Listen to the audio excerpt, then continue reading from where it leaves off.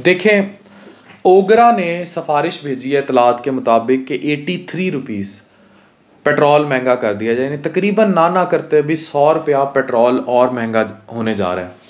अभी इतलात हैं कि किया मोटर्स जो थी उन्होंने फिल फॉर गाड़ियों की जो बुकिंग वो ले रहे थे उन्होंने बंद कर दी। उसकी रीज़न ये है कि जाहिर है वो अब नई प्राइसेस के साथ उन्हें लॉन्च करेंगे, उनको वो डॉलर की खपत पूरी नहीं होगी। अभी थोड़ी देर पहले जो मैं अपने हॉस्पिटल की कंस्ट्रक्ट उसने कहा कि स्टील रोज़ महंगा हो रहा है, तो आपने जो कंस्ट्रक्शन करानी है आप हम अभी आज ही स्टील ख़रीद लें, क्योंकि मंडे को बता रहा था कि पता नहीं कितना, मतलब ऑलमोस्ट जो वो रेट बता रहा था 25-30% स्टील और महंगा हो जाएगा। अभी 2 सालों के अंदर जो महंगाई है पाकिस्तान में ये 2 फोल्ड हुई है, यानी अगर कोई चीज़ 100 रुपये की थी तो वो 200 रुपये की हो गई है। यानी किसी की तनख्वाह अगर 12,000 थी तो अब वो 6,000 ले रहा है, इतनी महंगाई के मुताबिक।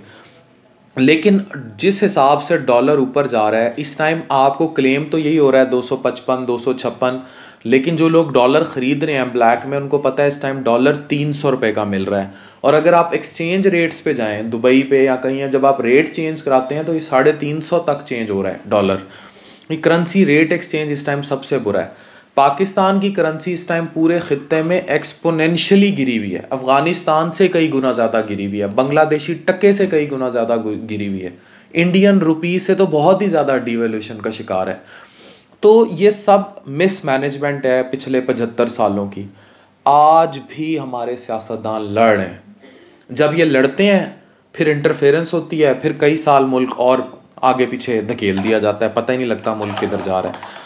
देखें, हमें ये बात सोचनी होगी कि हम किस तबाही के धाने पर खड़े हैं, कैसी तबाही आ रही है और इस तबाही का आखिर क्या होगा। अभी एक इतलात के मुताबिक पाकिस्तान में जो ज़र मुबादला के ज़खायर हैं वो इतने डाउनफॉल पे हैं कि किसी भी टाइम आने वाले 15 दिन में, महीने में, 1.5 महीने में, 2 महीने में दिवालिया डिक्लेयर कर दिया जाएगा मुल्क को, जो हालात जा रहे हैं। और ये कब तक, एक होता है डंग टपाना। डंग टपाना ये होता है कि जैसे उधार पे नहीं चल रहा होता, एक बंदा है उसने घर का एक ख़र्चा मेंटेन रखना है, यानी बैलेंस इनकम का और उसके अखराजात का। अब हमारा हालात ये हो चुके हैं कि हमारी इनकम अगर 1,000 रुपये है तो हमारे अखराजात 1,00,000 रुपये हैं, और हम उस 1,00,000 को मीट करने के लिए सूद पे कर्ज़ा उठाई जा रहे हैं, और ये कर्ज़ा भी हम गैरों से उठा रहे हैं, यानी कि और उसमें भी हम पैसा मारने की कोशिश कर रहे हैं, यानी जिससे हम कर्ज़ा ले रहे हैं हम अपने घर के लिए उसमें से भी मारने की कोशिश कर रहे हैं। तो करते करते ये है कि अगर हम 1,00,000 रुपये का महीने का अपना मेंटेन करने के लिए कर्ज़ा उठाते हैं तो सूद समेत हमें वो वापस करना है साल बाद 2 से 2.5 लाख, और हम 70 साल से करते करते करते करते इस टाइम हम दुनिया के मकरूज़ तरीन ममालिक में शुमार होते हैं जिन्होंने हर किसी का कर्जा देना है।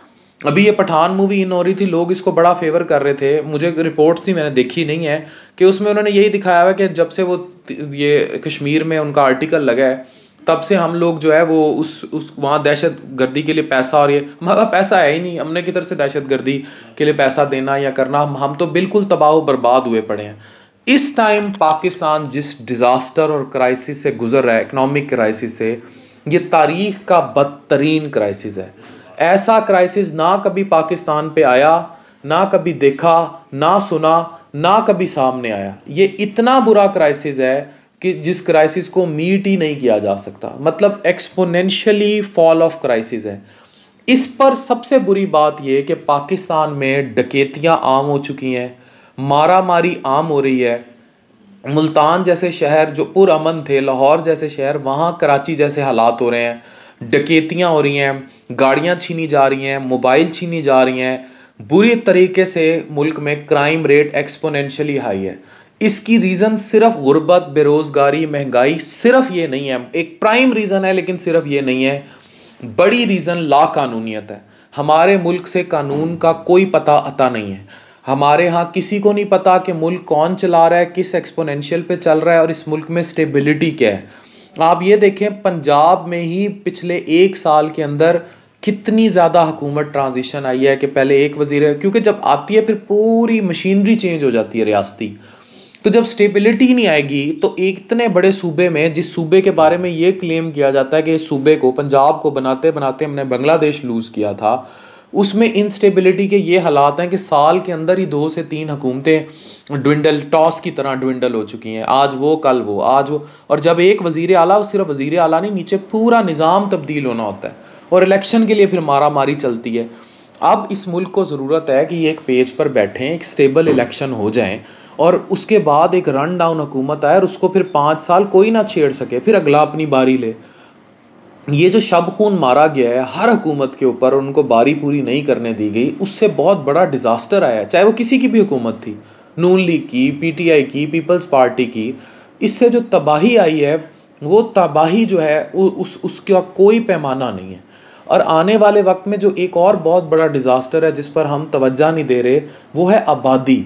यानी कि 2 फोल्ड महंगाई बढ़ती है 2 साल में। 100 रुपया जो है उसकी वैल्यू 50 रुपये पे आ गई, या जो चीज़ थी जिसने महंगा होना था वो 100 रुपये से 200 रुपये महंगी हो गई।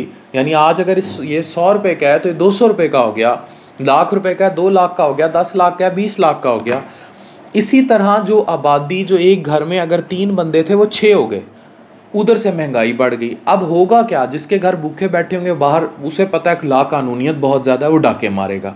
हम ये जो सारी सिचुएशन क्रिएट कर रहे हैं, पाकिस्तान कहत साली की तरफ भी बढ़ रहा है। ये जो सारी सिचुएशन क्रिएट हो रही है, इस सिचुएशन से ये जो लड़ाइयाँ थी, मार धाड़ थे, आपने अगर किसी मुल्क की हिस्ट्री पढ़नी है जो कुत्तों की तरह लड़ते हैं ये हुक्मरान, युगंडा की हिस्ट्री उठा लें, आपको पता लग जाएगा कि वहाँ तबाही आई क्यों, वहाँ कहत आया क्यों। आप सोमालिया की हिस्ट्री उठा लें, वहाँ भी इसी तरह है, सबसे बड़े वहाँ आपस में लड़ते हैं, गैंग वॉर्स हैं, लाकानूनियत है। इवन कीनिया की हिस्ट्री उठा लें तो आपको पता लग जाएगा कि पाकिस्तान फॉलो किसे कर रहा है। इस स्टेज पे trust me, Bangladesh is far better than us. मतलब आज़ादी के बाद जो बांग्लादेश की परफॉर्मेंस है वो पाकिस्तान से बहुत बेहतर है। उसमें स्टेबल जमहूरियत रही है, शब खून नहीं मारे गए, आमराना जमहूरियत नहीं आई, लॉ ऑफ डॉक्ट्राइन इम्प्लीमेंट नहीं हुआ, कहीं भी ये जो होता है नज़रिया ज़रूरत, इसके तहत शब खून नहीं मारे गए। मैंने पूरी फॉल ऑफ ढाका पढ़ी है। फॉल ऑफ ढाका के बाद के जो थे, हमने कुछ नहीं सीखा। हम मुसलसल फॉल ऑफ ढाका पर काम कर रहे हैं। और जो इंडिया की एक लॉन्ग टर्म स्ट्रेटजी है टू डिवाइड पाकिस्तान एंड तोड़ दें इसको, 100% हम उस पर खुद उनकी प्लेट में उनके हाथ में रख के हम पाकिस्तान के साथ ऐसा कर रहे हैं। और अगर पाकिस्तान इन्हीं हालात पे रहा तो हम तो फिर दुश्मन को खुद मौका दे रहे हैं कि आ बैल मुझे मार। खुदारा दुआ करें पाकिस्तान के लिए, पाकिस्तान को बचाना है। अब अगर पेट्रोल 100 रुपये और महंगा हो जाएगा इन्हीं हालात में और डॉलर डबल हो जाएगा, मुझे बताएं गरीब क्या खाएगा, मरेगा या ज़िंदा रहेगा?